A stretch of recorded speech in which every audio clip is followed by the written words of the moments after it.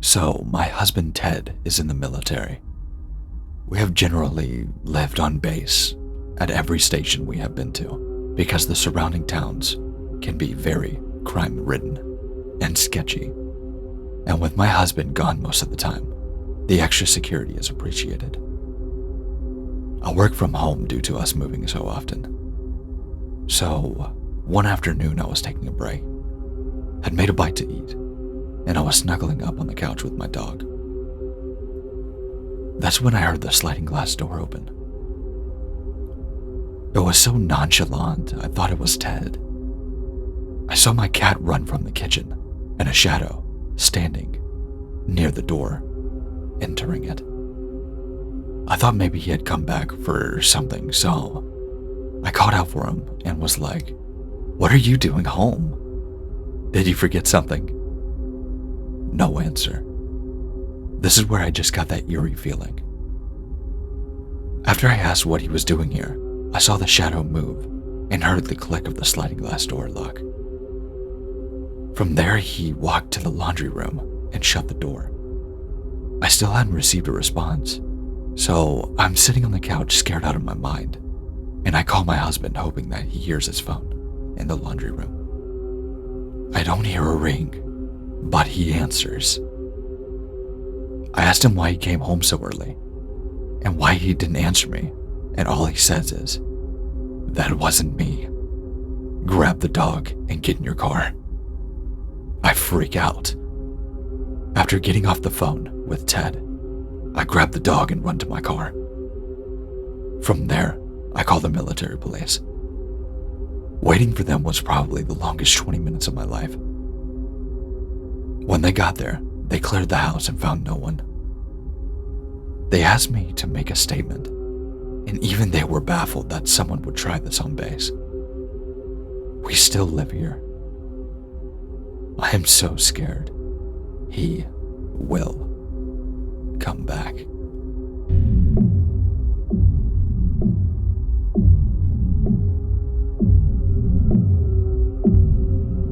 Years ago, when I was 11, I was staying home alone with only one of my little brothers, who was 7. At that time, it was about 9 p.m., dark, pouring rain, and we were just reading in our room, right next to the front door, with a big window and open blinds. That's when I hear the front doorbell ring, followed by knocking. I thought my parents had arrived home. Strange, though, that they didn't use the garage door or their keys. I looked outside to see the car. Nothing but rain. As I approached the door, I heard a man's voice that was not my father's yell through the torrent. "Would you like some cookies? We're selling Girl Scout cookies." I'm shocked at this, considering the weather and time of day. Saying nothing, I checked the people and peered through the side window, only to see not a father with his girl that I was expecting. My heart dropped.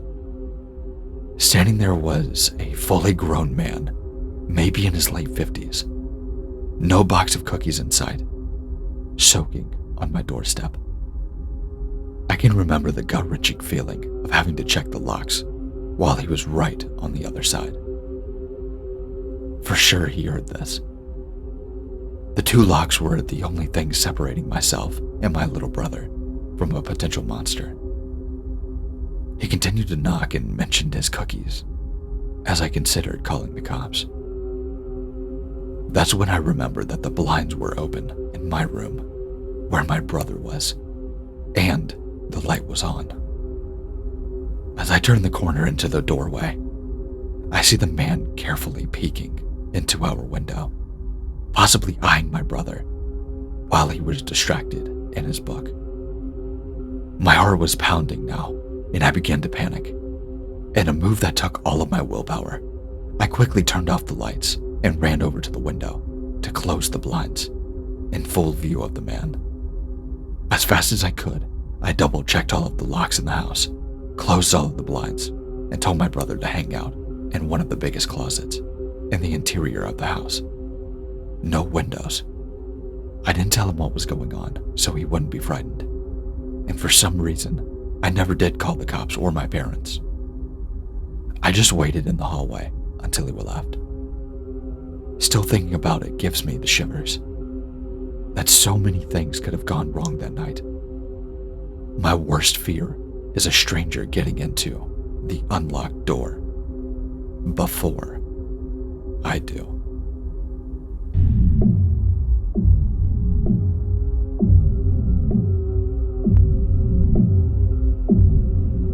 I was probably about 14 or 15 at the time. I was alone in the house when I heard the doorbell ring. My front door has 2 thin glass panes on either side, so you can see who's standing there, though they can also see you and quite a bit of the inside of the house, unfortunately. This guy's already seen me, so there's no playing dumb, and I can see that he's an absolute massive guy, just waiting for me to open it. Now, opening the door probably wasn't smart, but it was daylight and the neighbors were next door, and they were always hanging around outside, so I figured I'd be fine.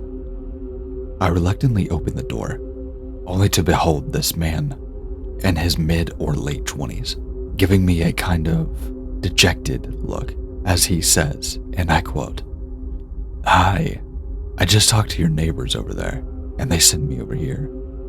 I was just wondering, would you be willing to adopt me?"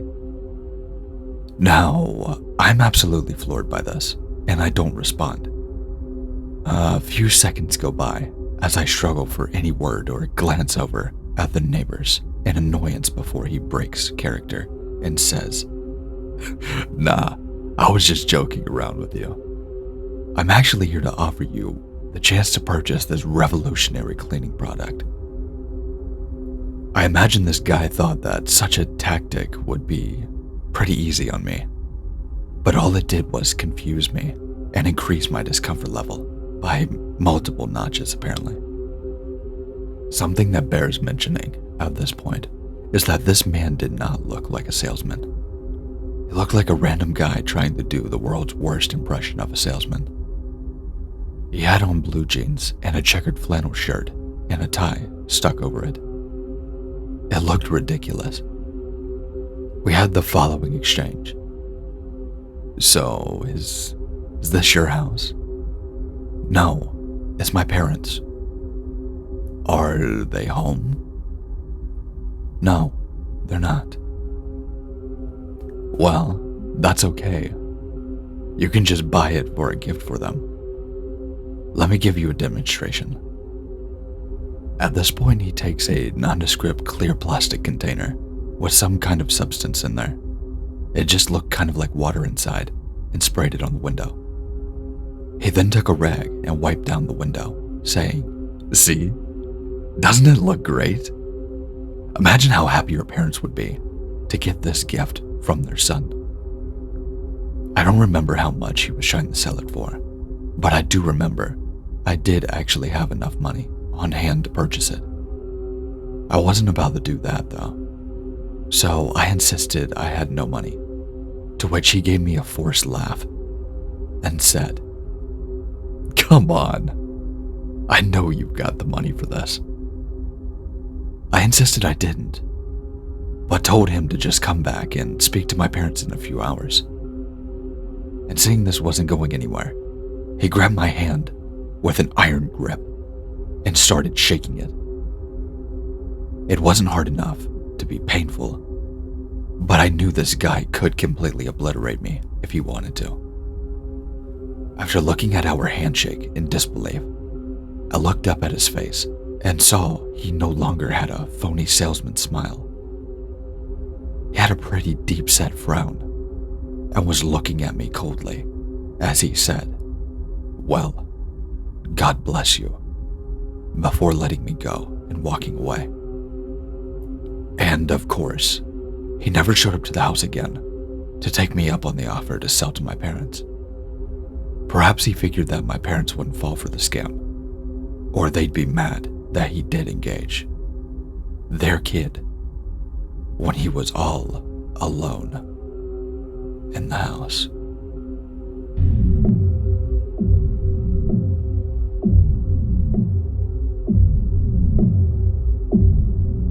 Hello all, I recently moved into this apartment, all by myself, and I'm absolutely stoked. However, after this recent encounter, I'm wondering if I should honestly get a dog, or a gun, or maybe both. Maybe I'm being dramatic, but this is what happened. Maintenance showed up today at about 12:30 p.m. I had no idea they were planning on coming or the time, so I was still a little sleepy and hungover. He needed to fix 2 locks and check my water heater. This took him about 90 minutes because he was just talking so much. First, he gets here and is making conversation. He asked me if my boyfriend or husband were at work, and dumb me is honest and says, "No, my boyfriend lives about 3 hours away." I did add that he visits frequently, though. He then asked me if I visit him a lot. And then again, dumb hungover me is honest. I say I haven't seen him in a few weeks because of a car issue. As a counter, he asked what car I have, and I begrudgingly answered. He then fixes my patio storage lock and then tells me to check it. When I do, he comments that I am apparently really tall. He then asks me if I'm the tallest person in my family, and then asks my ethnicity. I thought he was flirting, but I told myself to chill. I added that my dad is really tall and lives about 5 minutes away. This is true, thankfully. My dad is really tall and very intimidating looking. When he is fixing my other lock, he is asking me questions. He's asking if I'm 20 and says that I look young. I told him I'm going to be 27. He proceeds to tell me that he is 61 and starts talking about healthy foods and his daughter. I start looking at the clock and trying to hint that I'm not interested because I have no spine. I just don't know how to say, "Sir, I'm busy, can you just hurry up?" He makes a comment that age is just a number and that there are 60-year-olds dating 25-year-olds. Finally, when he was about to leave, he noticed that my patio blinds were open. He asked if I leave them open and then walks over to close them. He says we are friends now, and he feels like my brother. I'm standing by the front door because I felt that was really weird and I wanted to be close to the exit. He comments to keep them closed because people could possibly walk by and get ideas. Also, he kept commenting that he was impressed by me, a single woman living alone. As he is about to leave, he says sorry for talking so much. I should have made a comment there and then, but just ended up saying it's fine. He's saying if I see him around and need anything fixed, to just let him know. Then adds if I need any type of company to like watch TV or chat, to tell him and he can make his lunch break anytime. He says I need to be the one to ask him because he doesn't want to get in trouble with the office or with my dad. Weird. And leaves. I just said, "Oh, if anything, I'll say hi." Finally, he then leaves. I told my brother what happened, and he said that I should tell the office because that is weird. I'm just worried about him getting fired or tracking me down. I don't want him to get fired, but I want to request that he is not assigned to me again. The complex is big and there are multiple maintenance staff. I always have my deadbolt on, but now I'm kind of paranoid because he knows my car.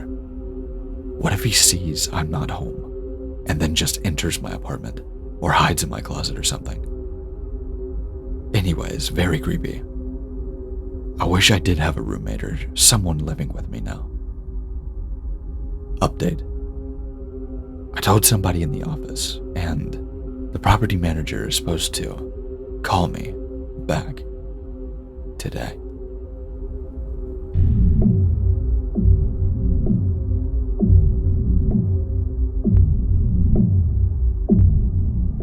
I'm a former nurse tech who worked in a hospital setting for a couple of years. I've seen many things that I know I won't ever be able to unsee, But there is one particular incident that I swear I shouldn't be alive today from. I worked as a float for several floors of my local hospital. As a tech, it is my job to record vitals, make observations, and provide care to the patient I was assigned to. On the day in question, I was assigned to a patient whom I'll refer to as Ray. To avoid HIPAA violations, let's say that Ray was being admitted under a psych evaluation and in police custody. These were my typical cases on psych floor, where I would serve as a sitter and take notes for the attending doctors. Usually, when patients are admitted under police custody and supervision, they are in restraints and handcuffed to the bed rails. Ray was only shackled to the bottom half of the bed, where his hands could go free. As I entered the room and addressed myself as the tech who would be spending the rest of the remaining shift with him, I could tell his presence was definitely very menacing. I don't mean to be dramatic about this, but this guy freaked me out to no end. He glared at me and snarled his teeth the entire time I was in the room, while a security guard stood outside of the doorway, just in case. I still felt like Ray was a potential threat to me. He was already agitated because he was arrested and being held against his will, as he put it.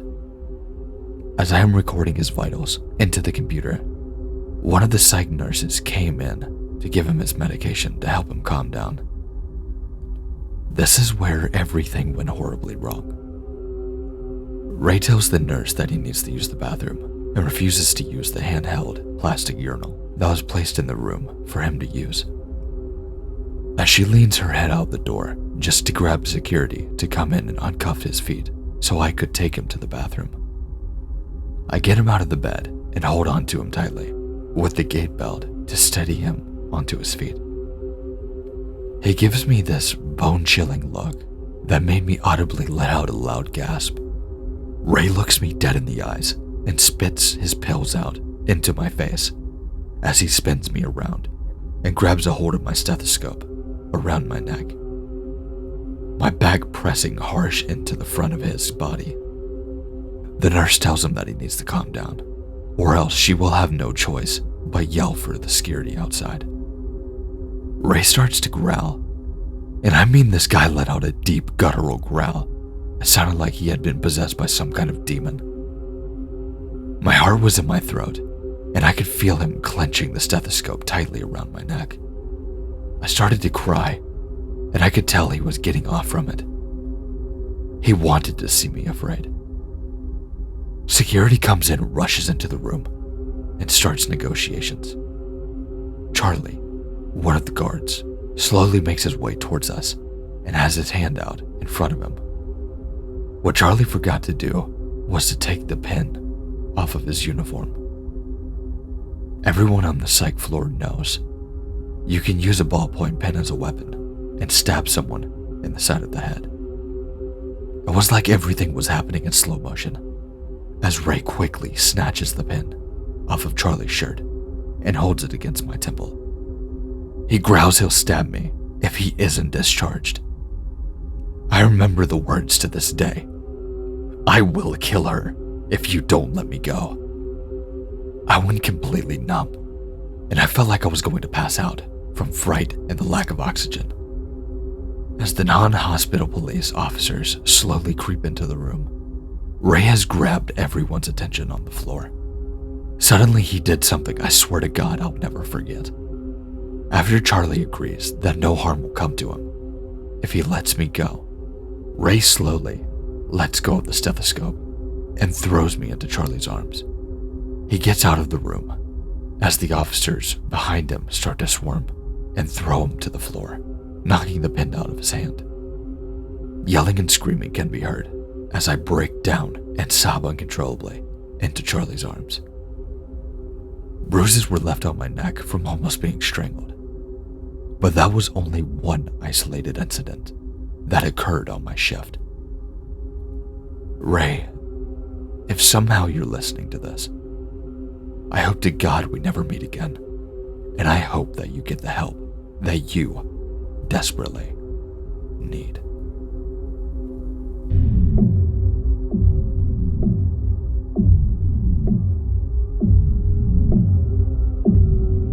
For as long as I can remember, I've always wanted to help people, especially those that couldn't care for themselves. It wasn't until later in life that I decided to go back to school and become a certified nurse assistant in my state. Right after I completed my finals and clinicals, I was offered a job at the hospital in the city that I lived in.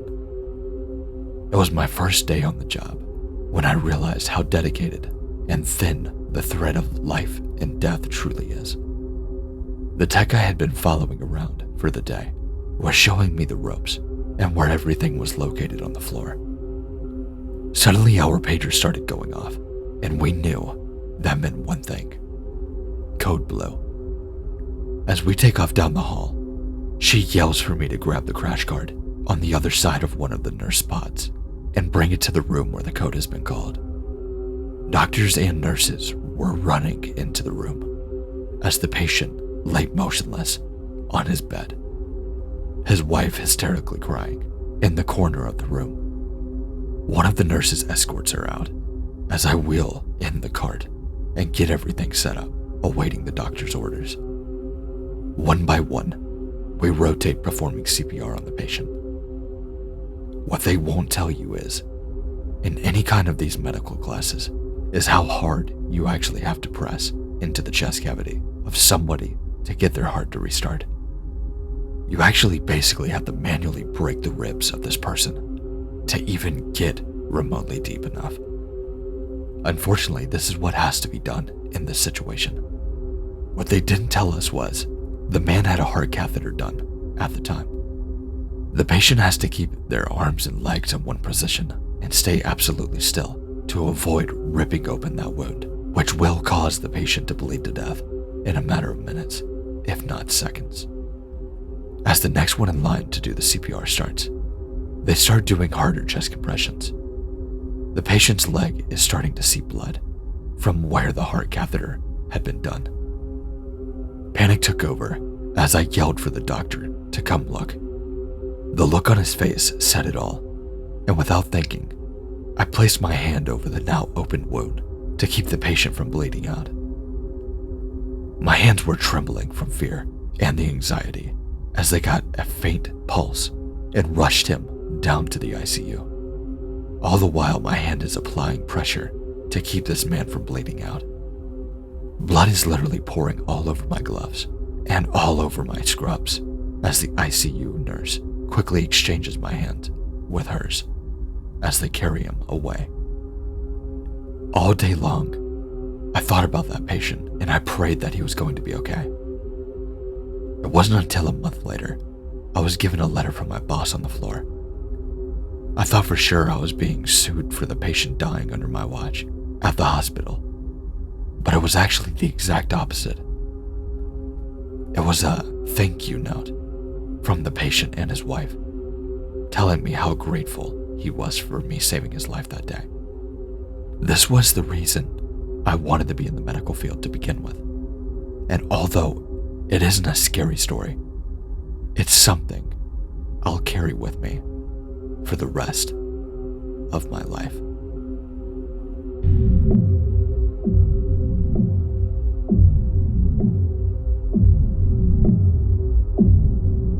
I have been in the medical field for about 5 years as a CNA and have quite a few stories from my time working at the hospital and in long-term care facilities.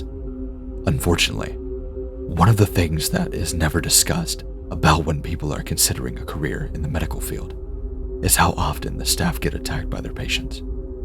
This is a story that has literally left scars on me that I will remember for the rest of my life.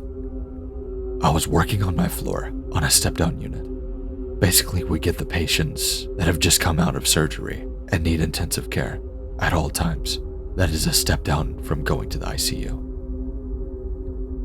Sometimes on this floor, we get patients that have suffered gunshot wounds, the occasional tweaker, or detoxing patients.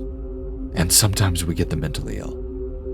One of the 10 patients I was assigned to that day was an older lady who suffered from mental illness, and there was a bed available on the psych floor.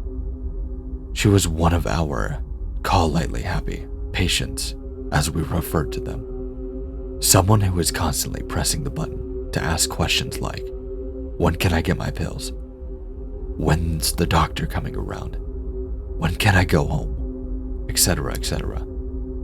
When I went to turn off her call light and ask her what she needed, she would scream in my face, saying I was an angel of death at the top of her lungs. This lady, let's call her Noreen, she kept screaming and pointing at me as the other nurses on the same floor came rushing in to see what all the commotion was. As I told my nurse what was going on, Noreen stopped screaming and turned and looked at me. Before I knew it, she doubled up her fist and punched my face, splitting my lip completely open. I knew she didn't mean to do it, but damn, that hurt like hell. Unfortunately for Noreen, this landed her in the hospital a little longer, but finally, a bed became available in the psych floor. She told the attending nurses that the voices in her head told her that I needed to die. Great. Exactly what I needed to hear. A mentally ill lady that wished my death. Thankfully, I didn't have to deal with her after that. But as I type this out, I feel the scar on my lip where Noreen took matters into her own hands. I'm not trying to scare anyone out of going into the medical field, but always know there is a possibility you could get hurt by one of your patients. Again, JCO and the other corporate organizations don't want you to know that, and in many states, you're not allowed to defend yourself against these types of patients. You just have to take the beating and try to stay alive. Thank you, Gemini, for telling my story. Be safe out there.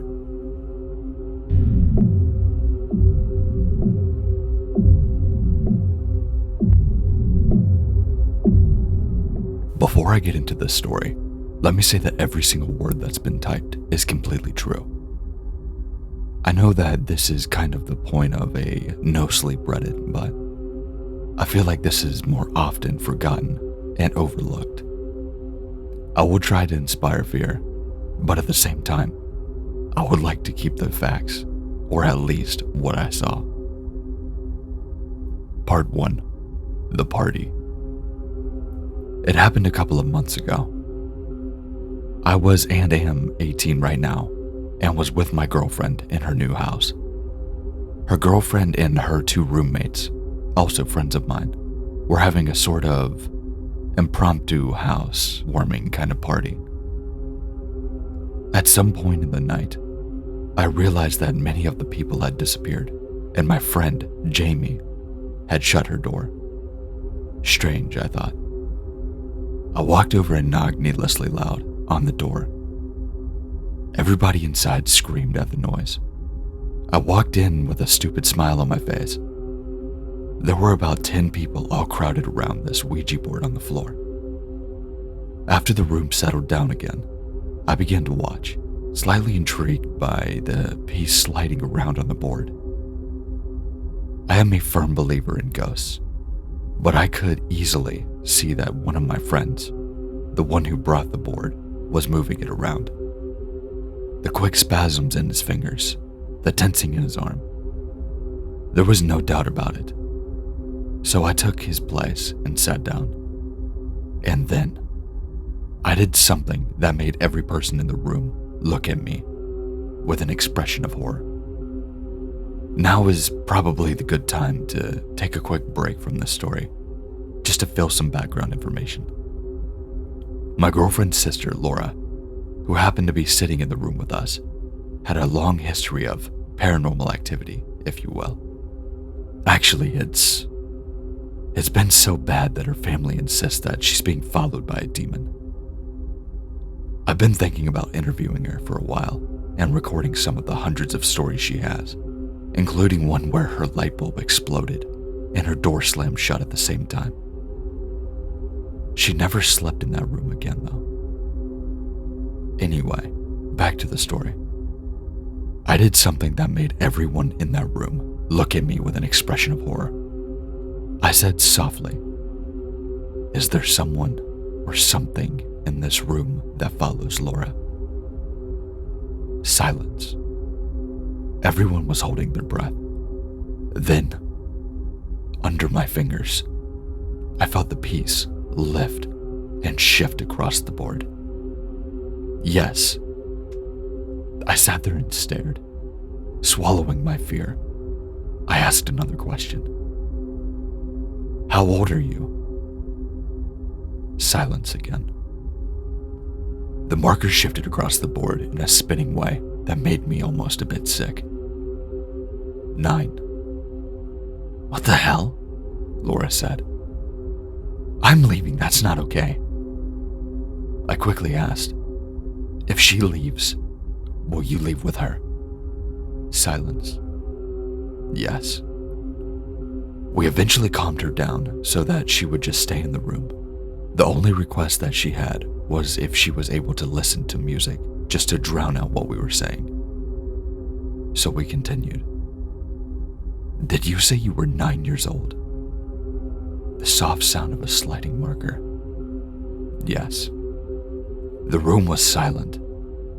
Everyone was watching their backs, as though that would change anything. Then, one of the people holding the piece asked a question that confirmed what we all feared. "Does that mean that you have been following Laura since she was 9? My stomach went into a knot as I felt the marker move towards. Yes. We stopped playing with the Ouija board. Shit was getting too real, but there was something driving several of us to do it again. Laura's boyfriend stopped me in the hallway just to talk to me in private. He started talking to me in a hushed voice. "Look, I don't believe in ghosts or Ouija boards, but I want to see something that would change that. If we do it again, can I trust you not to move it?" "I promise." A bit more necessary background information. My girlfriend and her sister are already moved from their family home. The family was now moving down the road, and the house was completely empty. The electricity worked and the locks were still the same, but this was the same house where many of these strange occurrences had taken place, including the explosion of the light bulb. So, to later determine, in the next half hour, we decided we were going to go to the house with the Ouija board to continue our conversation with that thing that follows Laura. Part 2, the house. We entered the garage. Not everyone had come with us, but there were about at least 8 people. We walked into a pitch black house that was void of furniture, decorations, or anything of those types of things that make a house livable. We all gathered around in a central countertop that was built into the kitchen floor and set up the Ouija board. Laura agreed to come, on the same basis as she had before, only this time she didn't want to be in the same room or anything with us. We set up her on a spinning office chair and put her in the pantry. It was one of those large walk-in pantries with its own light. 2 other people who decided that they didn't want to take part in the session decided to join her in the pantry. We turned off all the lights and began asking our questions. The room was heavy. "Is there something in the room with us?" "Yes." "Were we talking to you earlier?" "Yes." "Do you enjoy it here?" "Yes." "Did you say you were 9 years old?" "Yes." "Were you the one who broke Laura's light?" "Yes." "Will you show yourself?" The marker hesitated. "No." Slightly disappointed, but entirely intrigued, I asked, "Would you show yourself to me?" "No." Honestly, I felt a little bit of rejection or something. I placed my keys on the countertop. "Can you move these?" "No." Strange. I wonder, would you, if we asked, show yourself to Laura? There was a pause. Yes. This was astounding. I bent down and whispered the question that would change my life forever. Can you turn off her light? Everyone was holding their breath as their eyes turned from the marker to the pantry. A loud slam. Something crashed in the pantry. Everyone inside was screaming. The light flickered on and off 3 times before everyone inside crashed out. I was astonished. I couldn't believe my eyes. I guided the board to goodbye and ran over there and turned the lights on. After a couple of minutes of panic, I learned that piece of the cabinet that had been firmly resting against the wall on the top shelf had slammed down away from the wall. The lights had turned on and off by themselves as well. Part 3. The room long abandoned. As you may have guessed from the above title, we decided to set it up in this supposed most haunted room in the house. It was only me and Laura's boyfriend now. Nobody else would have come upstairs. I entered the room first, heeding the warning from Laura that room was fucking evil. I can say to this day, I've never felt anything like it. It was as if the darkness had volume. It felt like being underwater, but instead of being wet, there was only dread. We sat up on the floor and agreed to keep the door open. We started with the first 5 questions, as always, but something was different. The pull on the marker was so strong. It was so strong that it nearly flew off of the board every time we asked questions. Then, I remembered a question that had slipped my mind in the earlier chaos. Or maybe I didn't want to know. I asked, "What is your name?" G-O-D. I was trembling. I could hear them downstairs getting ready to leave. I asked, "If Laura left, would you stay here and talk to me?" Yes. At this moment, somebody peeked their head in. "Nikki's outside throwing up. We have to go." I came back to reality. What the hell was I thinking? We have to go. Until next time. And I shifted the marker to goodbye. Part 4. The ride home. I feel sick. I'm gonna throw up. Thoughts raced through my mind as we drove home. I feel sick. I'm gonna throw up. "Jamie, take a picture of me." She looked concerned. "Just take a picture of me." A flash of light. I grabbed the camera and looked at it. Nothing. Well, what did I think was going to happen? 20 minutes later, it hit me again. "I feel sick. I'm gonna throw up. Take another picture." This time, she had the camera in her hands and quickly snapped a shot of me. She opened the picture. I could tell from her eyes that there was something wrong with it. It could have been nothing, but I keep this picture because it reminds me that there was something. To the skeptic, there may not be enough evidence to come with a definite conclusion. But I can say this. There was nothing in the car that could have made that reflection. Nothing. This is a link to the picture. It may not scare you, but I just opened it up to edit it and almost screamed. That being so, if somebody else wants to brighten it up, go ahead.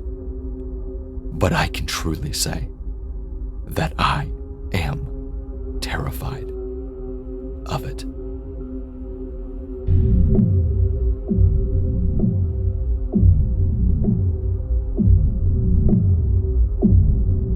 I was dirtbagging around Western North Carolina and sleeping at campsites a short hike off of the Blue Ridge Parkway. I'm sitting by the fire late one night when a guy just steps out of the shadows into camp and scares the bejesus out of me. He apologized and explained that he just got turned around on the hike and was finally back on the right trail, but he was hoping to sleep at my side till the morning. I allowed it and gave him a beer and a bratwurst, and we just talked about the trail. Nothing unusual, and by the time I woke up, he was gone. The next night I was camped another 20 or 30 miles down the parkway, late as all hell. I was about to call it a night when guess who shows up? The same dude. Still not super weird or concerning or anything. I was mainly shocked by how fast he seemed to be moving on foot. I figured either he was just hitchhiking or knew a good shortcut trail. As the crow flies, it would have been just about 18 miles or so from the previous night's spot. Not at all inconceivable. The night proceeded about like the one before it, and by daybreak he was gone again. This next day I decided that I would just hang out around this area and experiment with this guy, just to ease that nagging feeling I had. I moved literally across the parkway and parked alongside it, as always, then started hiking a trail, with my pack as normal. This time though, I broke off of the trail and hit among a rock formation from which I could see my truck and trail. About an hour later, as dark fell, it all made sense. Headlights. Dude had a vehicle and had been following me using my truck to locate me. I waited until he hiked well down the trail, searching for my non-existent campsite before I booked it out. Still, I was not totally convinced he meant me harm. Maybe just wanted a friend, I don't know. I quickly loaded up and moved again, this time backtracking past the first site that I mentioned and continued on another 20 miles or so. Sitting up late again, making a hobo pie and shooting whiskey, when he showed up for the third time. I knew something was off about it. I showed the same hospitality as I had been, but I was way more wary of him. It could have easily been coincidence, just us moving in the same directions, me making a camp and relaxing all day, while he stacked up the mileage on the trails running alongside the parkway. But for him to show up that way, after I turned around, backtracked 50 miles, was no coincidence. Sure enough, that night, I woke up in my hammock to this guy literally kissing my neck and ear. I cracked him hard in the ribs, jumped up, sent my Bowie to his neck, and made threats. Something to the effect of I was going to cut off his balls and stuff them down his throat. I don't remember my exact drunk John Wayne line. I was a good bit bigger than him, but I'll give him credit for having the stones to possibly have the foolhardiness. He made a lunge for my knife, so I tossed it out and reached and grappled him into a chokehold and cranked down on him till he was unconscious. I hogtied that son of a bitch and left him there. Slashed 3 of his tires too, on the way out, and drove to Asheville for a few days.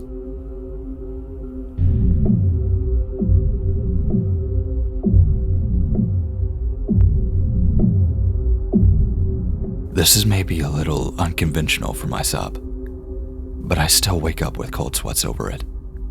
I was backpacking through Pisgah National Forest in North Carolina with my dog. Just the 2 of us, and we were just exploring the woods around the Little Lost Cove, open orienteering style.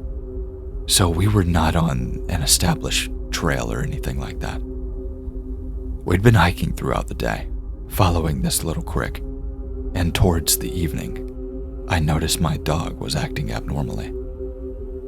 She was very much caught in a scent of something that just wouldn't ease up. This continued for about 2 hours or so, before we made camp. That night in camp, she remained on edge and staring off into the woodline. I went about camp business as usual. Then at around midnight or so, I got this prickle, like I was being watched intently. I let the feeling ride for a little bit and kept tinkering with the fire. Then I heard the bush rustle. I got up from the fire and shone my flashlight up into the hillside. A figure on all fours just managed to escape my beam. All but the tail. It was a tail that I knew was not supposed to exist in the southern Appalachians. I cast my light across the hillside, and this time I caught eyes. 2 glowing yellow orbs, just watching and waiting. At that point, I went into a fury, grabbed my tomahawk and charged up the hill after the beast, screaming curses all the while. The watcher ran off, but neither I nor the dog slept that night. The following morning, we left camp, just at first light, and began hiking the mountain to the ridgeline, which would lead us out. Atop this ridgeline was fresh mud and a series of tracks left by an animal that officially no longer existed in the eastern US. They were catamount tracks. They commonly go by cougars in the east, but we'd been stalked by mountain lion just the same. Those tracks ran across the ridge, revealing that it had been there, watching and stalking us throughout the previous day as we hiked through the creek bed below. They weren't bobcat tracks, I know that. They were way too big, and those eyes I saw were too. I truly believed that if my dog hadn't given me those red flags, I would have been mauled that night. It remains one of my personal, scariest experiences ever.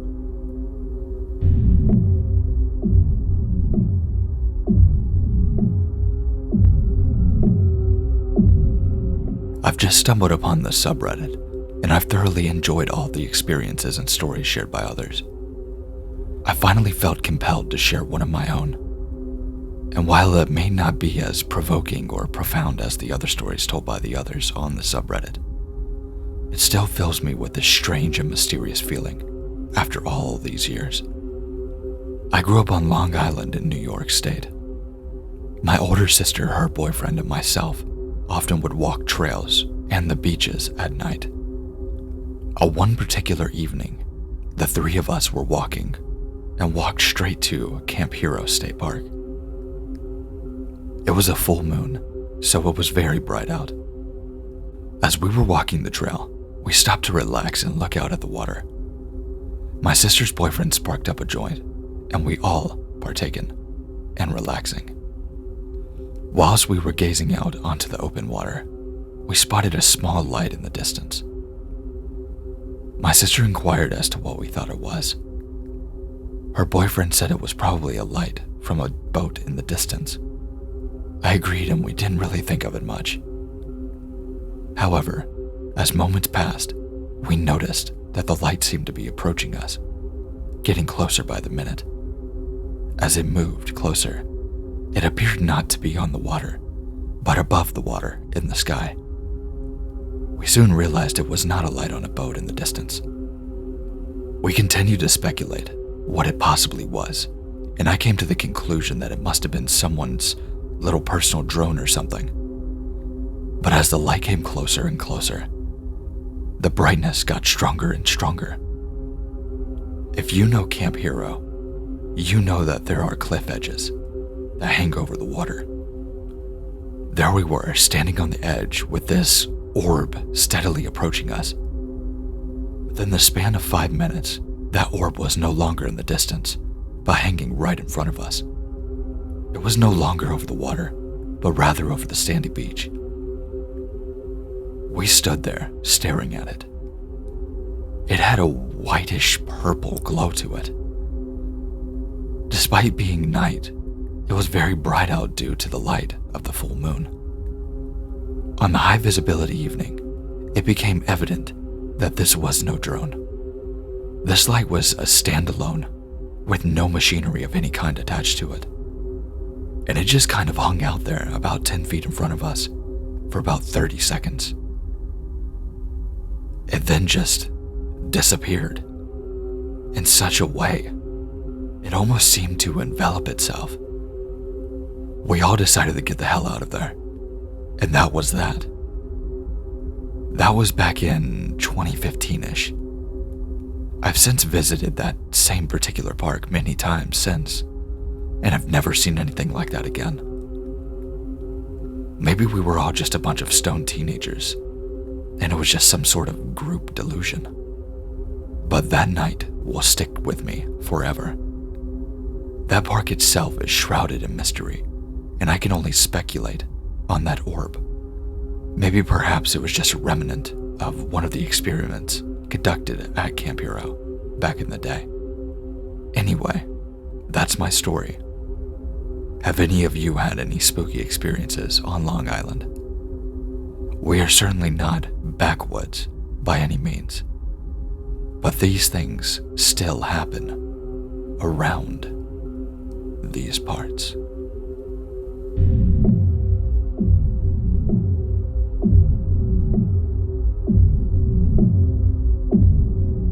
I could give you a million times as a kid and a young adult that I just felt scared or paranoid playing in the woods. It's a beautiful place, and I spent my entire childhood getting lost, not literally, out there by myself or with my friends. As kids, we never got too far out there, but you could actually see the progression of us venturing further and further out as we got older because of the forts and carvings that we did. This one particular time, like 1,000 times before, my friend and I had just graduated high school. It was our last summer of freedom, and we spent the entire summer camping and hiking out there. We had decided to try to find a new place just to set up camp, and walked for what felt like a few miles before we came to a nice clearing.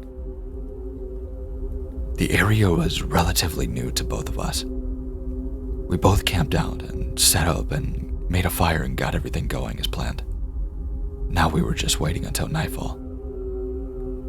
We ended up smoking some weed and playing Monopoly. For the sake of the backstory, on my friend and I, my buddy is a small, really goofy guy, but comes from a family of foresters and always had a deep understanding of all of the trees and different plants that you come across. We had no fear of going and camping by ourselves. If I spent 10,000 hours in the woods, he probably spent 50,000. As for me, I'm a taller, sturdier guy. And as we got older, I spent more time worrying about women and sports, and the woods became a place for smaller parties. Also, I never had the balls to camp out alone.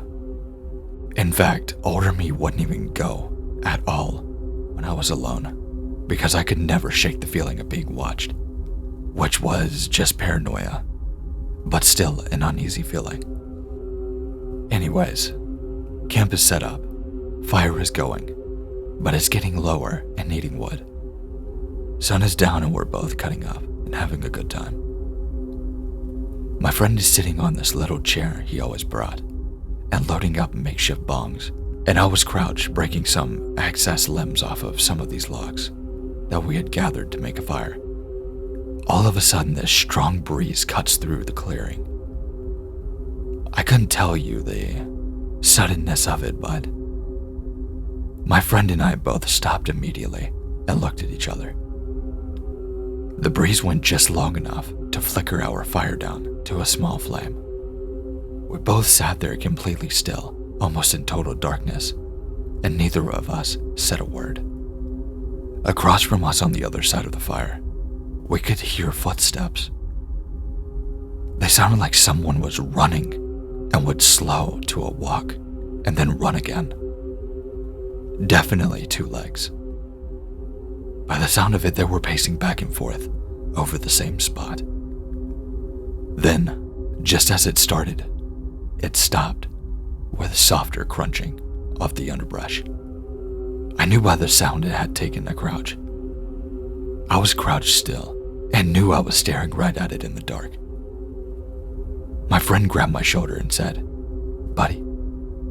And when he did, I felt a surge of fear come over me. I could feel it, hear it in him. I had been so fixated on the footsteps and rationalizing what I had heard that I hadn't even considered being afraid. But this was true fear. It was raw, and it made me feel helpless. I could hear my friend after a while grab some leaves, and he dropped them on the fire. For a split second, the leaves covered the fire, and we were in pure darkness. Then the fire sprang back to life. We both quickly grabbed more leaves and threw it on the fire.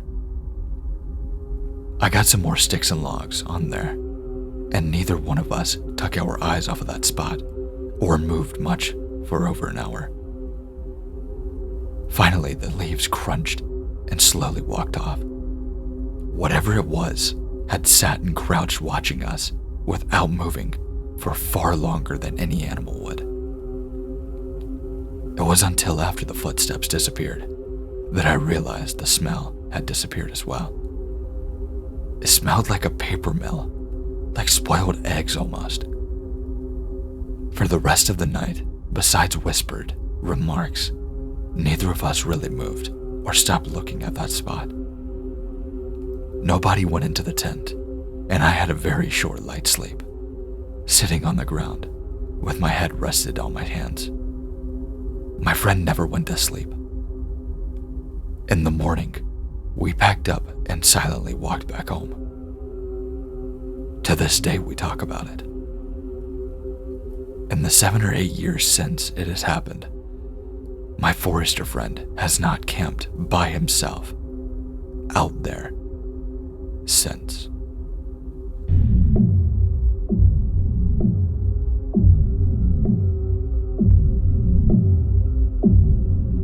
A little background.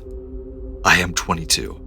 The people in this story are somewhere between their late 20s and early 30s, but they'd constantly change their ages, last names, and jobs when I asked.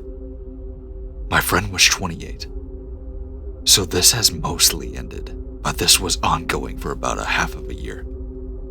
Due to a shitty life situation, I had a terrible breakup with a guy I had been living with, and I was really raw. So I decided to move out and into an apartment with my friend, who was really cool about it, just never home. She always had guests though, and they were incredibly, deeply terrible and weird.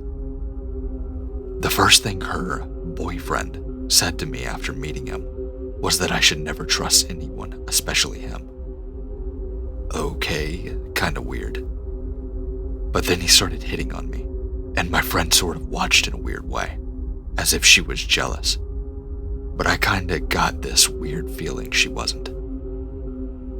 He was really oddly charismatic, and he was that type of guy that could get away with saying anything.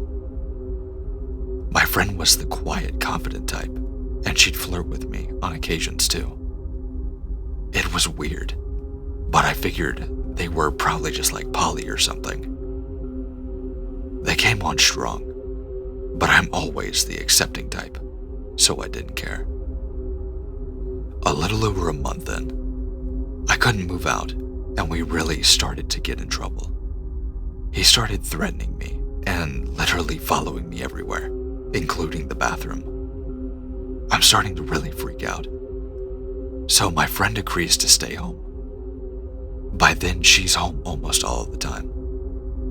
My friend then kind of fake rants about him to me, and she invites a completely new friend I've never met to help us. They do this weird thing where they comfort me in front of him. He just sits in the corner as they hug me and tell me how awful he is and how great I am.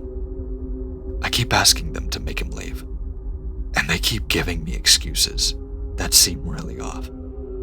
I also didn't have a job, and I wasn't on the lease yet. The boyfriend and her friend were, but they didn't live there. Something that I hated was that they were always charmingly dishonest. They seemed like they were rarely busy, and if I asked for personal details, they kept changing the story. Her boyfriend said that he was a doctor, a judge, a cop, an actor, and a lawyer at some point. My friend's friend seemed more like his friend, and they'd always be his coworker or assistant, or occasionally boss, when they changed the story. My friend had a rich family to rely on, so I'm pretty sure that she quit her regular job. But she often makes up stories about there are jobs too. When they leave, they never say where or anything like that, and they always keep their phones hidden. For 3 months, the boyfriend and her friend are there every day. My friend is there sometimes, but she just makes it seem like I've offended her badly. I'm still unable to find work then, so I feel pretty bad. Her boyfriend and her friend constantly asking me questions, having me explain everything, and being oddly rude, but in a very sweet way. I'm sorry to say, but I fell for it a lot. They even decided to give me 2 nicknames, Beautiful and Gullible. They tell me really weird, pointless lies. They were with me 24/7, all day, every day. If I looked at my phone, they did too. If I went to the shower, they kept opening the door. No locks. I really don't know why, and it was both of them. They're still really nice and telling me how great I am, and they all even tell me they love me at some point. They started saying that they were all angels or something. Everyone tried to be romantic with me, and everyone started to feel kind, yet like authority figures. They're all really great talkers, not to mention older than me.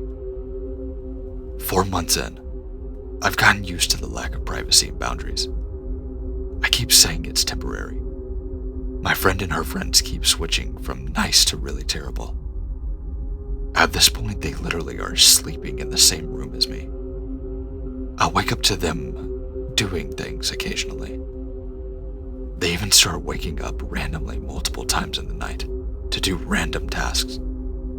My friend's boyfriend starts talking about how they're not really together anymore, and about how I'm so great for him, and blah blah blah. It's not long before he starts telling me I'm the one for him, and everything, and unfortunately, he's really easy to fall for. He was the only one I was ever alone with the whole time. I wasn't ever even alone with my friend. Even worse, I'm really strangely good at meshing with other people, so I really fit everyone really nicely. And when her boyfriend was great, he was really great. We'd align really nicely. Because of this, I think he really started to believe his bullshit. 5 months in, all hell breaks loose. They stopped calling me by my name entirely and only called me Gullible. Her boyfriend became really erratic after the first time I rejected him. They started creating planned drama to ambush me with. I'd even overhear them coming up with it. They were making literal plans for the next day if I pretended to sleep. They were all good at talking in weird loops and weird phrases. A few of them were, "We're demons. You're a demon. We're terrible people. Be gullible. We're all beautiful. And I have trust issues." They'd constantly look at me in weird ways, questioning, asking me, "Who are you?" and "Are you the keeper of secrets?" over and over until I'd answer. They started recording me and trying to get me to embarrass myself in any way. They wouldn't let me leave, and I was exhausted all of the time. They tried to convince me I was jealous of everyone, that I was just a homewrecker, that I was someone else entirely, and I hated all minorities of all kinds. that I was a prostitute, and that I was even secretly a pedophile. The accusations and explanations were constant. They'd corner me into everything and openly take notes of my reaction to absolutely everything. I started trying to escape, but they kept telling me they had information and they'd send it to everyone. I started getting this feeling everyone had heavy blackmail on each other. 6 months in, they threatened me. They called a friend over to scare me. He pretended to be a sex trafficker. I really started to freak out, and I threatened to call the police. Everyone really started to change then. I had no energy. They started recording me, following me to the shower, trying to seduce me constantly, making me afraid to eat, trying to convince me they had someone impersonate me to doctor up evidence against me. And they threatened me if I told anyone anything. Their random drama got incredibly elaborate. They'd invite friends over to trick me and humiliate me over anything. I'd never even know anybody's name. Strangers would watch me sleep. They'd attempt to convince me of absolutely anything, and they'd coordinate attacks to get specific reactions. There were at least 8 people involved. A few times, they'd figure out how to get me into fits of rage, where I'd threaten them and I'd have a full freak out. They recorded them and kept asking if I was wished for retribution. If I hurt or embarrassed them in any way, they'd say that must be their catharsis. They'd repeat my secrets back to me, and by the time I'd give in, and to a few regrettable demands, they'd remind me of them. They kept suggesting that they created me in some way, and that I was in a dream, or I was just a character in their plot. When I'd reach my breaking point, they'd get terrifyingly sweet.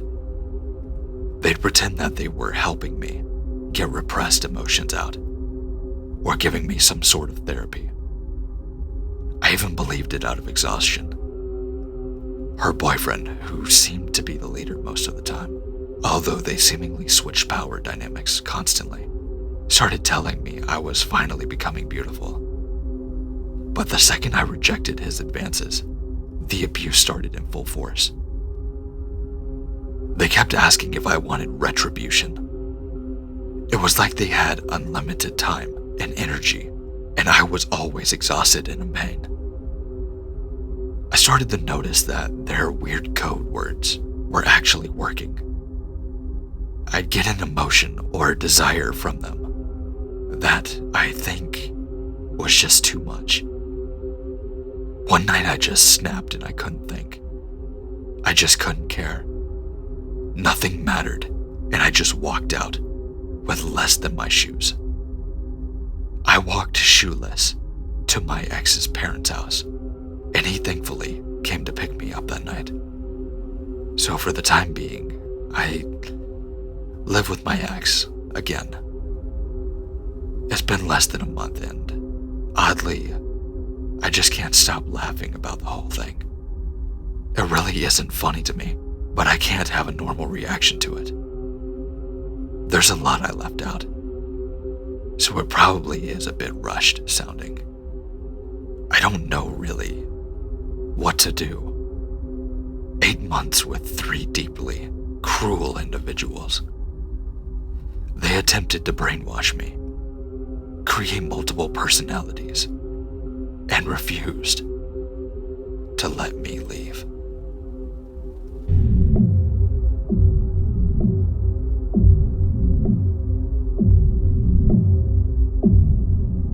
I, 27 female, went backpacking all alone the recent long weekend, which was 10 out of 10 beautiful.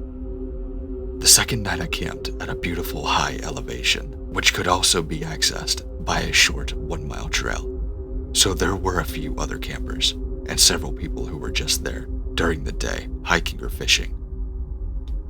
It was late afternoon, and I was sitting around the camp reading when a guy, mid-20s, walked by carrying a fishing pole and a small cooler. Didn't think much of it, but 5 to 10 minutes later, he doubled back and came and said hi. I said hi and went back to reading, but then without any warning, he sat down on the stump next to me. I was completely taken back at the invasion of my personal space, obviously. He started talking and asking me questions that were really just statements, but in creepy amused tones, like, "So, you're just reading?" And then looked behind me and noticed my tent and said, "Oh, you're staying the night here alone, huh?" I didn't say anything in response to this in particular, but it's obvious that I am. It's hard to explain, but his vibe was just really off. I was so uncomfortable that I really couldn't even form any type of words or tell him that I was trying to be alone, to get him to leave. I was honestly paralyzed. His eyes were just so dead and so dark and just drilling into me. I just responded with, like, uh-huh, or, yep, something like that, and just tried to pretend that I was still reading. Without warning, he pulls out and cracks open a beer, lights a cigarette, and just starts blowing it at me. At this point, I'm so uncomfortable that I just don't respond. Soon, another hiker wandered up and struck up a conversation with him, and I took the opportunity to grab my water filter and my bladder and pretend that I needed to get water. I went to the shore and filtered some water super slowly and saw him walk away to go sit with a new guy, which made me super relieved. Except that he kept looking in my direction. I came back eventually and got inside my tent for about 20 minutes. Everything was fine. I had the rain fly pulled back and was watching the sunset and loosely organizing my things when he popped out from behind my tent and stood maybe 1 foot away from my door looking down at me. He didn't say anything, but just started laughing, like really creepily, fakely again. I asked him, "What?" And his response was, "This is just really funny." I felt literally sick to my stomach, and I finally responded with something like, "I'm taking a nap now, so you have a good night." He laughed again, but luckily left. Later, I saw him still wandering around the camp, with no purpose, still looking into my direction often. I had no service, but I wrote down his last name, or at least what was written on his cooler, and where he said he was from, while talking to the other hiker, and put it in my notes app just in case, and slept with my pocket knife close. I debated leaving that camp that night, but ended up staying and just leaving super early in the morning in case he came back. Normally while backpacking, I think of the worst things that could happen.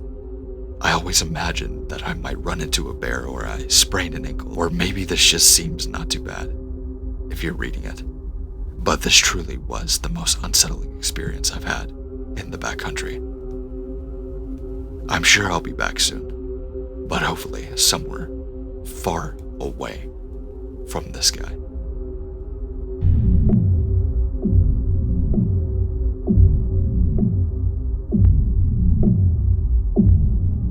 Alright, so this happened about 8 months ago. My family, my friend, and I were all on vacation in Conkin, Texas. We rented out an Airbnb to stay at for the week, with the backyard having a little green belt/forest to the left. My friend and I would play hide and seek out there, just for fun because of how many good spots were there. When it started to get dark, he wanted to continue playing, so we did. Nothing strange happened. For the next 2 days, my whole family, he and I, would go out and have fun, fishing and hiking. On about the 3rd day of staying in the house, we get back at about 6 to 7 p.m., and by then the sun is kind of starting to set, so we go out and play hide and seek in the dark, in the woods. At the back of the house, there's a back door that leads out to a little patio with a roof and walls with a window screen.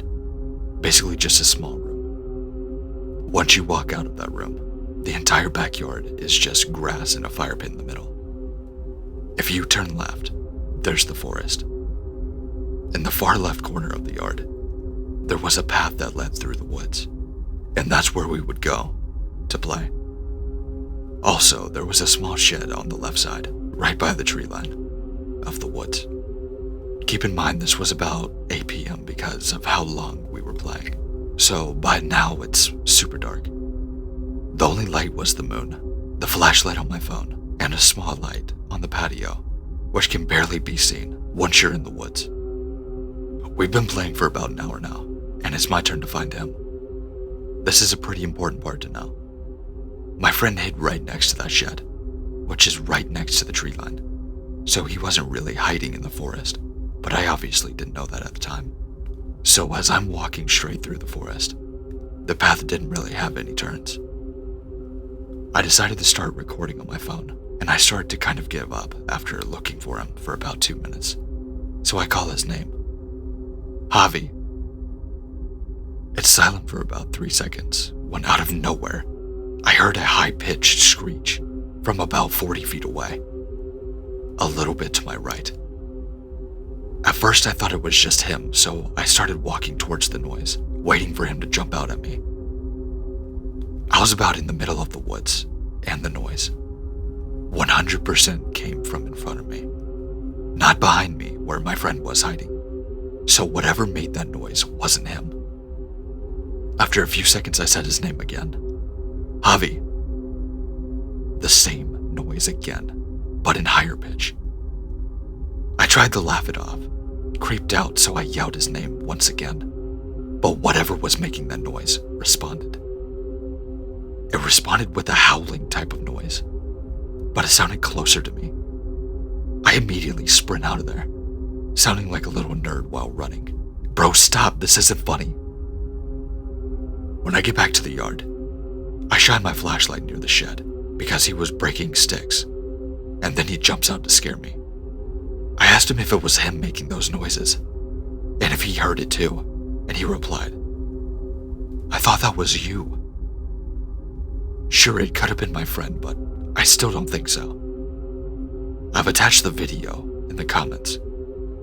Let me know what you think.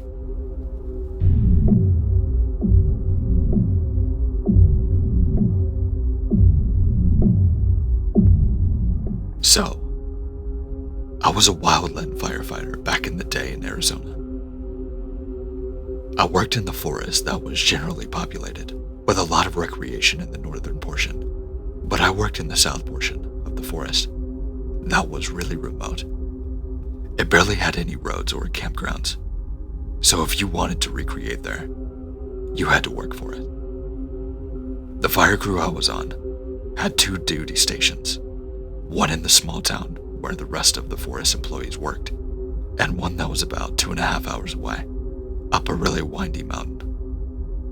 The remote duty station had an old Forest Service ranger station, and a new double-wide trailer that was recently put in.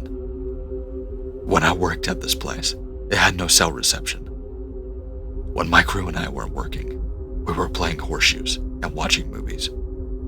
They did eventually add cell phone boosters, which sadly made people play on their phones, but I digress.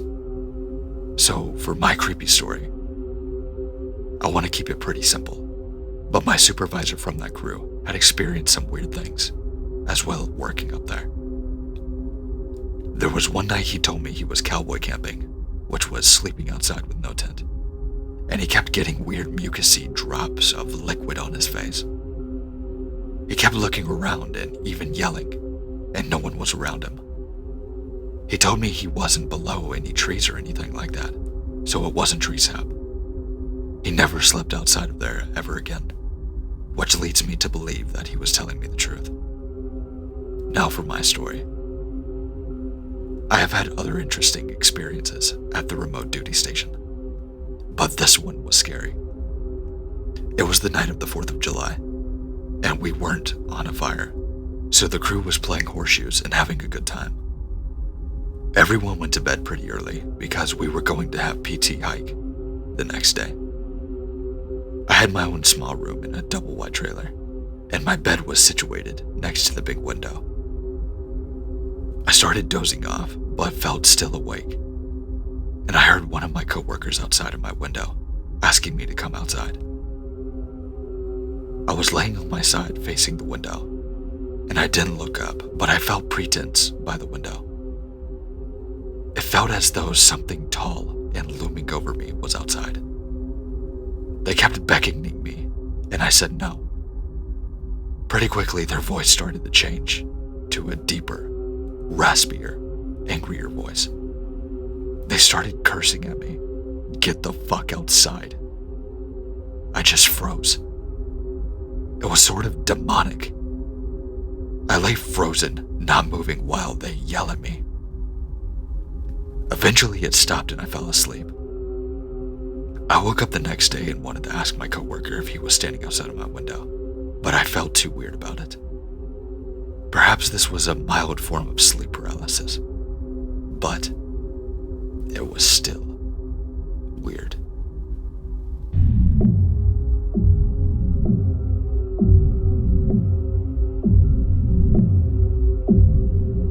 This bit is pretty damn creepy since, well, shit got messed up a while back. All I really can say from it is, fuck Ouija boards. Don't fuck with that shit. I'm currently on a Navy base. I live in an old building there. It's from the 50s, if I have to say, and it's already condemned. Been that way a long time, but it's still in use since they can't keep up with demand. The building's pretty shitty, and they do have asbestos in it. Not cool.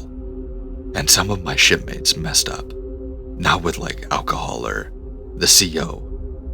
The CO is always hammering into us with these speeches and competitions or other shit like that we hear at Chief's Call every week.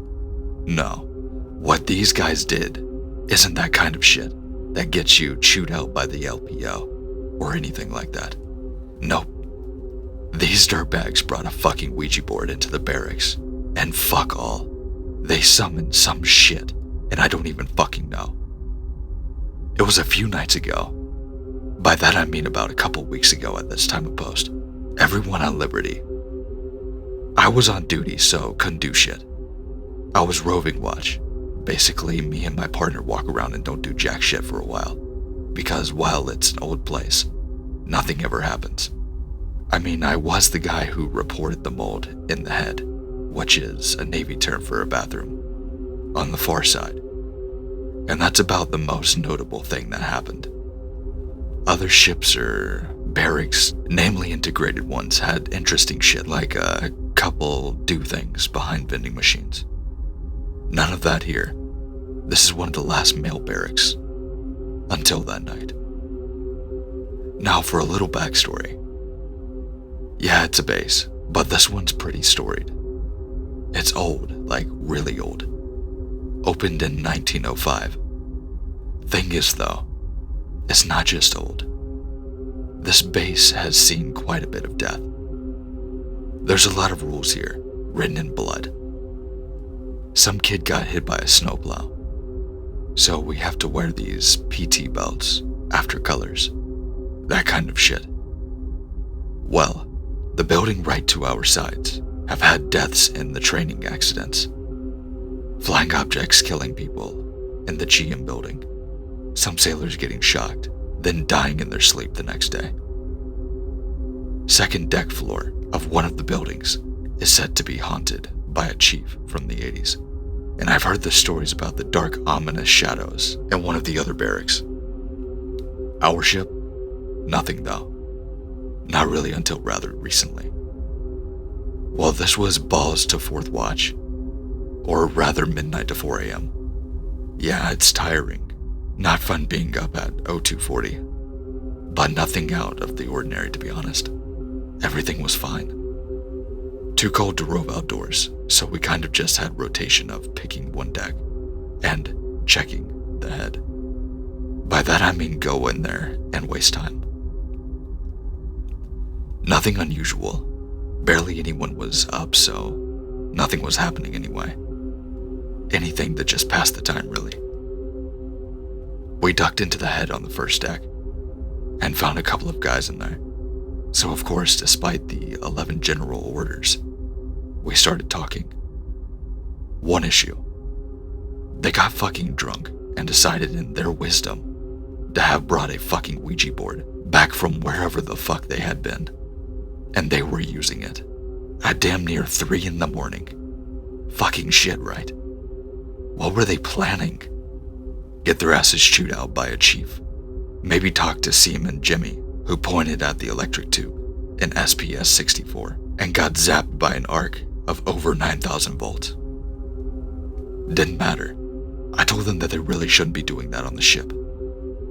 They didn't listen, and being entirely honest, using a fucking Ouija board isn't against any type of rule, so I technically was out of jurisdiction despite being the watchstander. I told my partner to get the fuck out of there. We'd go to another one. But he was too intrigued by it. Well, fuck. They started and rather quickly got a response. I can't remember what they asked, but shit got weird. First, the lights in the head were out. That's not normal. The head always has lights on. There's no light switches in there due to safety and security reasons. Only way to shut those lights off is by the breaker. Problem. I had checked the gear locker seconds ago. No one in there, so it wasn't manually flipped, and I have been in there watching the P-way. So there's no way anyone slipped in. Of course, the breaker might have just tripped on its own, since that's what breakers do and are meant to do. I took note of that, and then checked. Nope, the breaker was fine. Fuck. Lights in the head slowly came back on. So, brownout? Maybe. But they stayed real dim and flickering. At this point, the drunken guys were pretty freaked out. Being that my room was right next to the head, I asked the other rover to hold while I cut in to grab a notebook and pen. Shit was beginning to get really weird, and I had a responsibility to log it. As I was walking back to the head, I heard a loud crash, which made me run over there. The drunk tards had bolted. The other rover was pretty petrified. Apparently there was a clear voice, like it had come from one MC, saying one of the Ouija board users' name. It was a deep and guttural voice. I didn't hear it, so I assumed that they were fucking with me.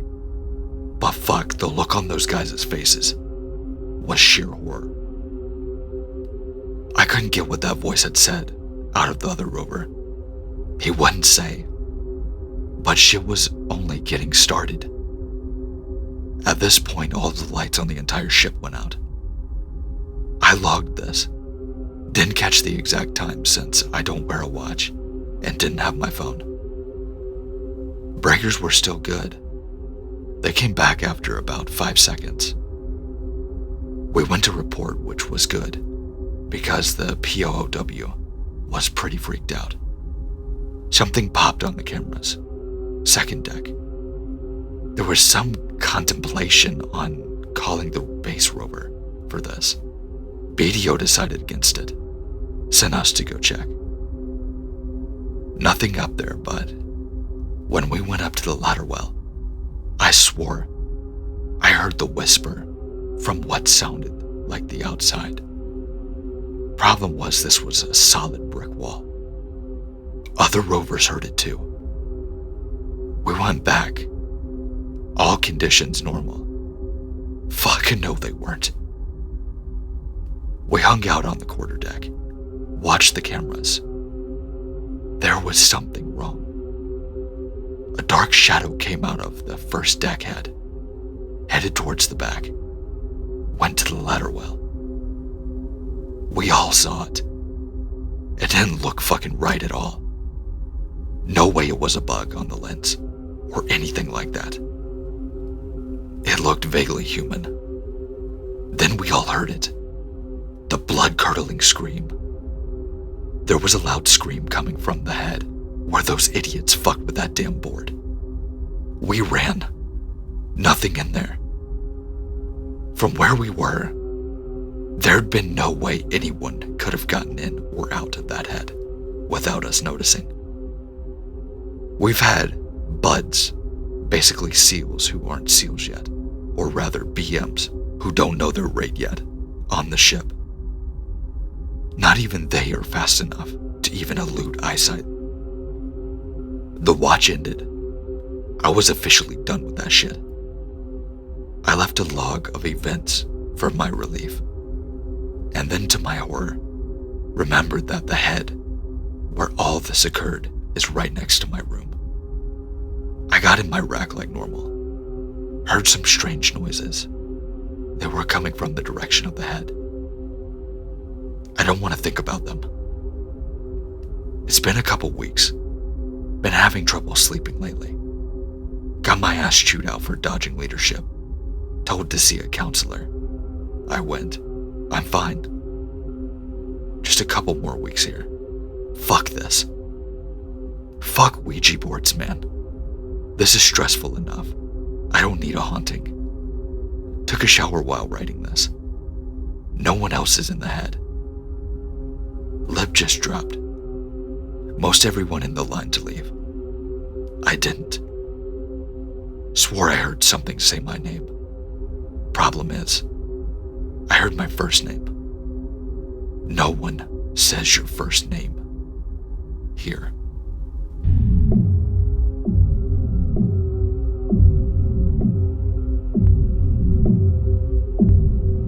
The following story is a true story, and one I always bring up to people that are talking about Ouija boards or the paranormal in general. I haven't shared anything to the No Sleep yet, but I thought this would be a nice start. I've got many stories, and this is the beginning. When I was about 5 years old, my favorite aunt, Ivy, was a rebellious 15-year-old punk chick living in Mexico. Our houses were right across the street from each other, but even so, she'd rarely ever hang out with us because it wasn't a cool thing to do, apparently. One day, Ivy showed up at our house completely terrified and would not leave my side. And I mean it, would not leave my side. She told me she was really scared that something was after her, and she didn't want me to leave her alone. She even followed me to the bathroom. I asked her what had happened. She said that she had been to her friend's house, hanging out with their little group, and someone had the bright idea to bring out a Ouija board, despite knowing that her grandma strictly forbade the use of Ouija boards. She was very sensitive to paranormal things, I'm told. Ivy decided to play with it anyway.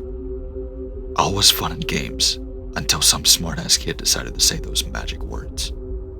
If Satan is among us today, give us a sign.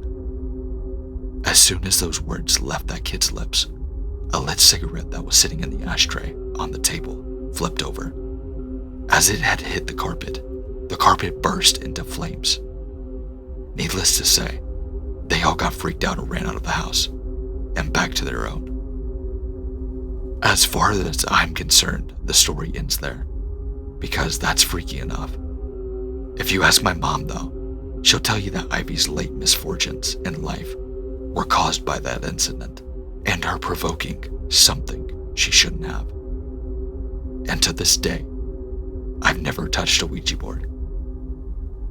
Anyone else have these Ouija board stories to share? I would love to hear them.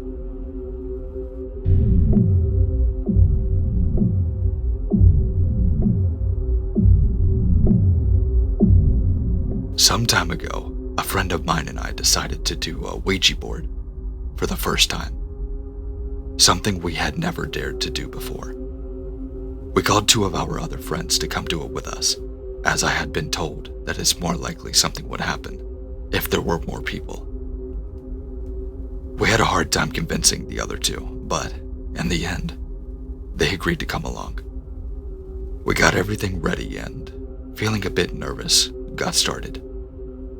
During the session, one of the girls that we had called to come join us said, This is nonsense. I'm out of here. We got a little scared and decided to leave it alone for another time. After a few days, the girl who had left called me, beside herself.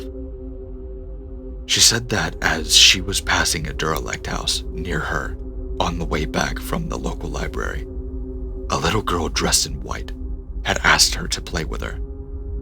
My friend told her that she couldn't as she was in a hurry to get home, and immediately the girl began to cry tears of blood. My friend fled, and when she got home, she called me. At first, I thought she was just pulling my leg, but something told me that this was not the case. I began to think about the day we had done the Ouija board and how abrupt my friend had been when she got up to leave. I didn't give it much thought and went to bed. The next day, my friend called me because she was going to be home alone and studying. She said she was scared. She asked me to come keep her company. I took the bus over to hers and we settled down with our books. After a while, we heard scratching noises from behind us. We both looked up and were horrified to find a little girl she had described sitting on my friend's bed, scratching the wall. We ran out of that room, and when we got to the front door, I noticed that my friend was not there, but I was so terrified, I couldn't make myself wait for her. Shortly afterwards, the police called my house to tell me that my friend had died of an asthma attack. She had been found on the stairs of her house with a terrified expression on her face. For several months after that, I was in treatment. I am now recovering, but the other day, a note appeared in my mailbox written in a little girl's handwriting that read, "Your friend died because she wouldn't play with me. I have a new doll." I think it's a joke since our story has become famous in our town. But on the other hand, I'm scared. I wonder, will she come for me?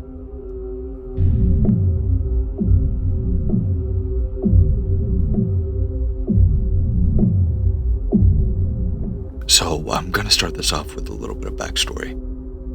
I was minding my own business alongside my parents in a nice home in Northeast Alabama. I'm not sure exactly when this was, but I was around 7 in age.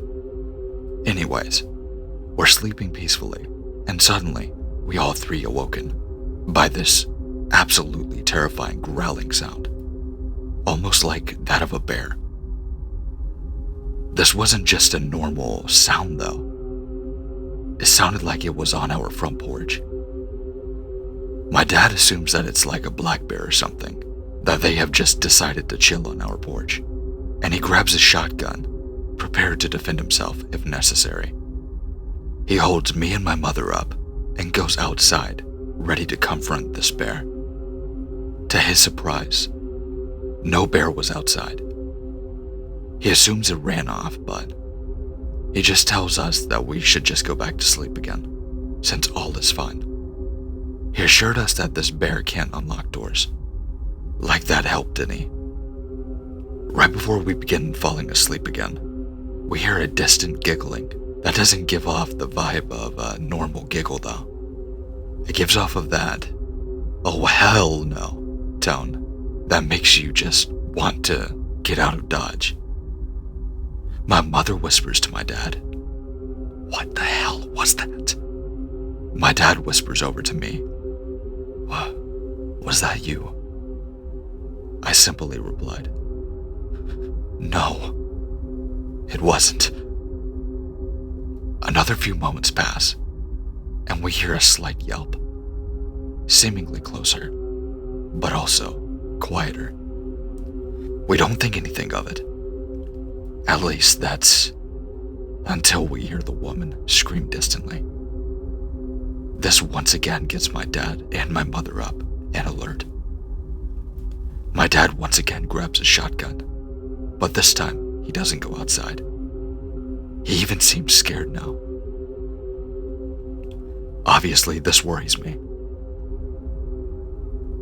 After about 30 seconds of us kind of just sitting around, another scream happens.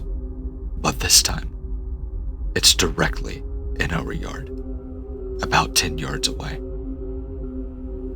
My dad rushes to turn on the light and simply whispers, "Don't say a word." I'm not sure what exactly happened after that, but nothing else seemingly happened that night. I'd assumed that I just dozed off or something. I'm not sure why this only just now clicked with me, but I now realize that this fits the description of a skinwalker really well. It's possible it might just be a misunderstanding by my family, but I simply don't think that it'd be that case, considering my parents recall the same things.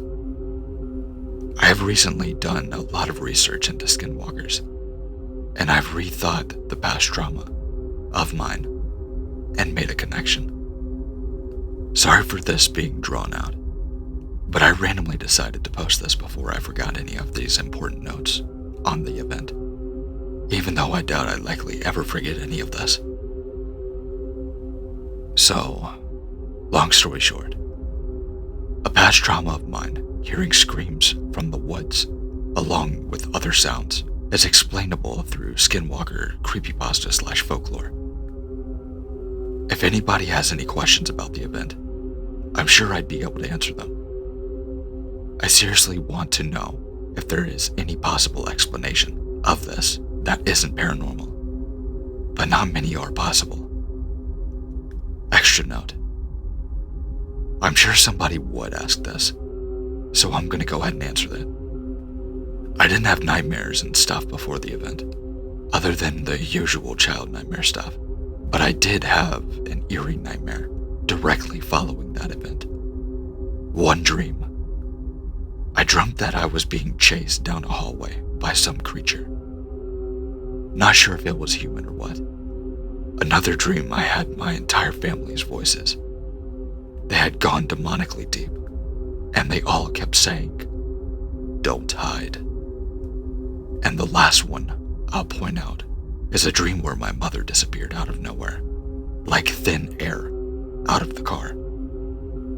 All these I vividly remember, and still creep me out to this day.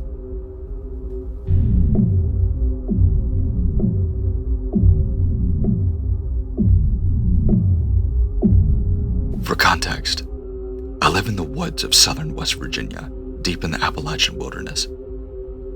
I'm an hour and a half away from any large city, and another 30 minutes from the nearest Walmart. Needless to say, I'm in the middle of nowhere. Yesterday I came home with a strange feeling that I was being watched. I thought it might have been like coyotes, so being the homesteader I am, I sat outside with my gun and LGD, livestock guardian dog, and waited for them to come to my chickens. My dog was alerting me to a presence or something, but when he would get close to where it was, it seemed to just disappear. He'd stick his nose in the air and catch the wind of where it was and where it had ran to, never finding anything. Fast forward to tonight, and I have the same feeling again. I take my light outside and shine it at the edge of the woods, and I noticed eyes staring at me. This is odd considering my 150-pound LGD is going nuts, barking and looking for this thing, and it's sitting still, not moving. I walk right up to it, and I see a bobcat looking at me dead in the eyes from 10 feet away. It looked away from me and walked around a tree, completely not paying me any attention. Now, for those who live in the city, bobcats are extremely rare to see, let alone come within 30 feet of a shining light directly at it. I pulled my pistol out to shoot it, and it didn't go off. I racked it back and tried again, and still nothing. It felt like something was holding my trigger back. I ran inside to get my shotgun, and I followed it into the woods, about a quarter mile before I lost it. Keep in mind, It never once ran from me, but instead just walked slowly, as if it was leading me somewhere. When I came back out with the shotgun and followed it into the woods, as soon as I crossed the wood line, fog rolled in. It was as if someone had a fog machine and was aiming it at me. I couldn't see 5 feet in front of me. About the time I turn around to come home, I see through the trees faintly my fiance on the porch looking back and forth for me. A spot far away behind my house in the woods. I come back down and she's freaking out. She said she heard me screaming bloody murder for her to help me. She said I was screaming her name and help me from well over another quarter mile from where I actually was. She came outside to help me when she saw the light in the opposite direction of where she was hearing the screaming. During this whole thing, I never heard screaming once, and I never screamed myself. However, I had this constant feeling of being followed and watched, but I could never find what was doing it. The night was young and I expected it to get a lot weirder.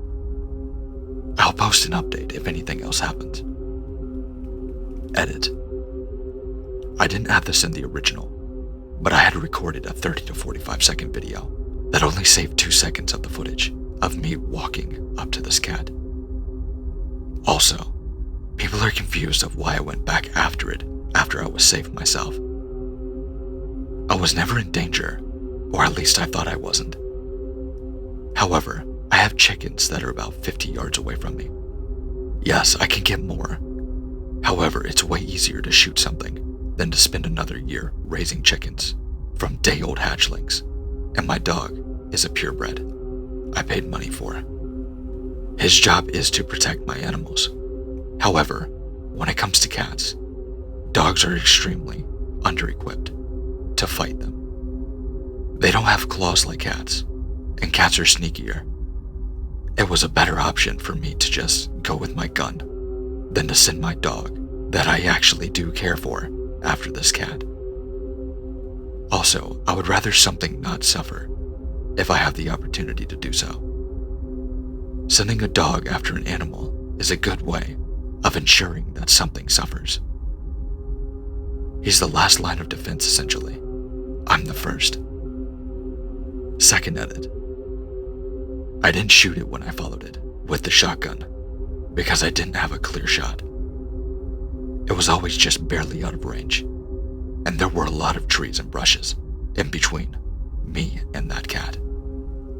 I'm not one to take unethical shots unless some kind of life is imminent. It hasn't killed any of my animals yet, so I'm not looking to wound or kill it unless absolutely necessary. Third edit. I've separated the text to make it a little bit easier to read. I wrote this in a panic about 15 minutes after the fact, and made it extremely hard to read. Hopefully I was able to answer everyone's questions to where they're better understood. And to the people that have an issue with me killing a predator, you need to understand I don't have the option of building a bunch of things on this hill. I don't have the money, and secondly, the land makes things a lot harder to build on. Yeah, I could not own chickens and other things, but that would make my life a lot more difficult. They provide me food, and there have been multiple times that their eggs have been the only way of food source. You might be lucky enough to never be hungry, but not everyone has that ability to provide necessary funds all the time, especially not here in the southern West Virginia. The animals here are not bothered by humans. They have thousands and thousands of miles of untouched wilderness with plenty of food in it. They have no need to be near humans. I don't want to kill anything at all, and I've never had to. But when it comes to what's mine versus the wild, I'm choosing what's mine every day of the week. Any more comments on how that's wrong aren't going to be responded to anymore. I've explained all I can. If you can't understand that I'm only doing this out of necessary, then there's nothing I can do to convince you that I don't have a choice.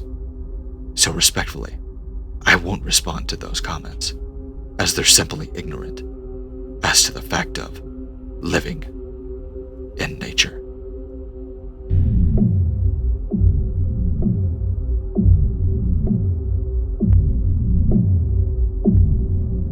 To clarify, I did not have my phone with me at the time of the story because I was at a summer camp and they have strictly no electronics policies. So I could not record any audio or video of the events I'm about to describe. I was in the deep backcountry of Rocky Mountain National Park while backpacking with a group of friends from the camp. It was a long hike to our campsite, so everyone was pretty exhausted. I had quite a few friends get on this program with me, so we spaced out a few tents around these campgrounds.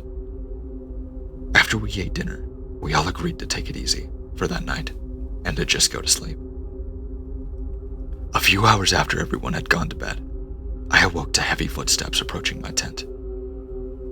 A moment later, I heard my friend's voice silently call my name. He asked me to go with him to the bathroom. It was protocol for a camper to bring a buddy to the bathroom at night in case something happened. But the buddy was supposed to be from your own tent. I told him to get someone from his own tent to just take him with him, as I was tired and extremely cold. He continued and insisted that I went with him, but again, I said no. He sounded extremely frustrated, but eventually gave in and left my tent. As I listened to him walk away, the only footsteps that I heard were heading into the woods around our campsite. No tent zipper, no whispering or anything about somebody else accompanying him to the bathroom, just heavy footsteps slowly walking into the woods. I had an uneasy feeling after that, but I slowly went back to sleep. In the morning, I had asked him if he had found somebody else to go to the bathroom, but he said that he never woke up last night. Throughout the hike to the next campsite, I asked his tent mates if they heard him leaving or entering their tent, but they said no, that he never woke up. I asked my friend again if he remembers waking up during the night, but he said he is positive that he didn't. After that, my first assumption was that he was just sleepwalking, so I asked him if he had a history of doing it, but he said no. After that, I started to think about it, of how odd this entire interaction between me and him was. His words were a bit slurred, but he kept insisting that I go into the woods with him. To this day, I still wonder about these events. The only explanation that I have thought of, that I have not scraped, is that I was talking to that night was not my friend, but a skinwalker. Update. To all the skeptical people asking why I jumped to skinwalkers, there are two reasons. One, the voice that I heard was 100% my friend. And two, after the encounter, I was up for almost 2 hours, if I remember my watch correctly. In my eyes, not hearing any other sound from any other text for that long makes me believe that it was not my friend messing with me, who would stay out in the freezing cold, dark, snowy forest for that long for a joke. Also, for the people saying that I'm lying and that they have heard the no phone excuse before, just look up Shaley, Colorado camps. It will show you that there are no electronics in the rules on the website.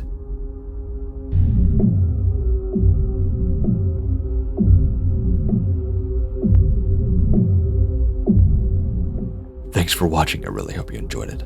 Make sure to let me know what you think. Make sure to like, comment, and if you're new to this channel and you like what you heard, make sure to subscribe. We're doing nothing but growing. I've got a lot of content, a lot more coming. Make sure to check out Thursday's video, if not Sundays. I'm trying to get my schedule set up, so also make sure to check out the links in the description, like Twitter, Instagram, everything like that. Make sure to check out the channel members, by the way. I'll be posting a new video probably by the end of the week. But with that being said, stay safe, stay scary, and I'll see you in the next one.